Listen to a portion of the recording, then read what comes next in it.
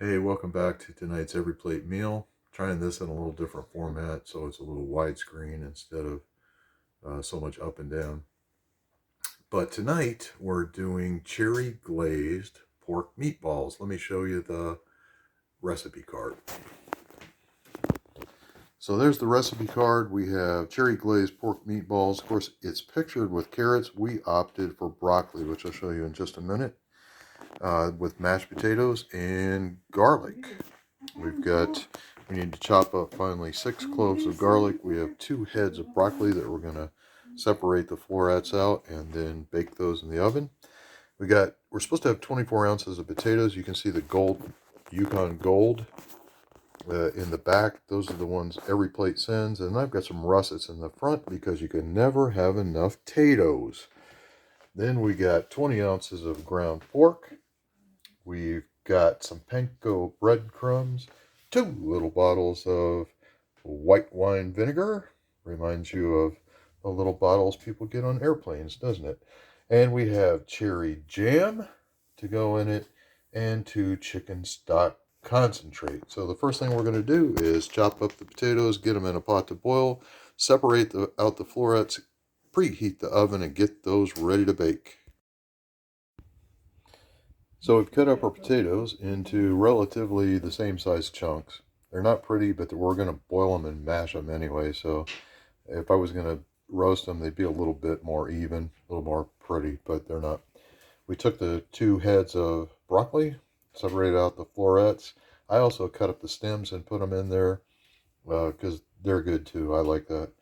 But I tossed it with olive oil, a little salt, a little pepper, and just enough Cajun two-step to make it interesting. Now we're going to pop the broccoli in the oven and boil the potatoes, get ready to mash them. All right, so there's our broccoli laid out on the pan. That's going to go in the oven for about 25 minutes. And we got our potatoes getting ready to start boiling. As soon as they come to a boil, about 10 minutes. All right, next we're going to get ready to mix up our pork to make meatballs. You can do this with your hands, but I'm lazy. I like to use the KitchenAid.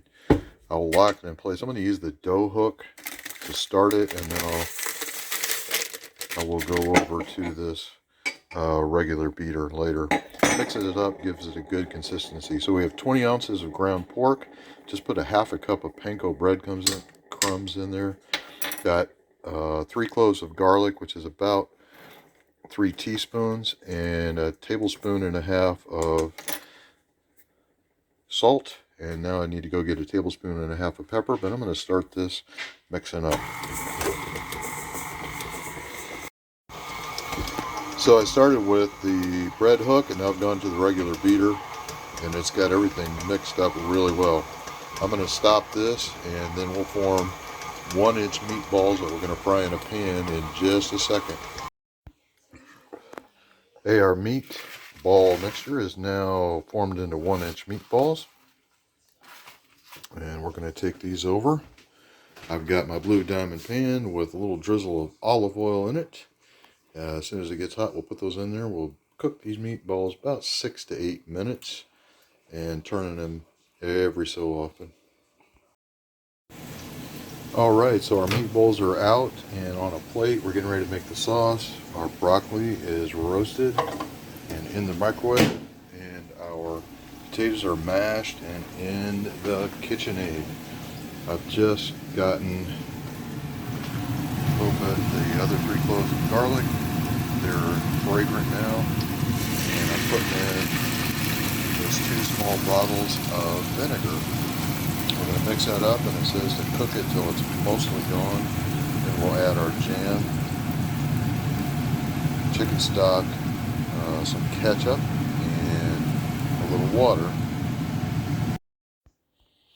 And here's the finished product. We got our meatballs coated in our cherry sauce, our roasted broccoli, which I've already sampled, is very good, and our mashed potatoes with garlic and butter worked in, a little bit of the skins too.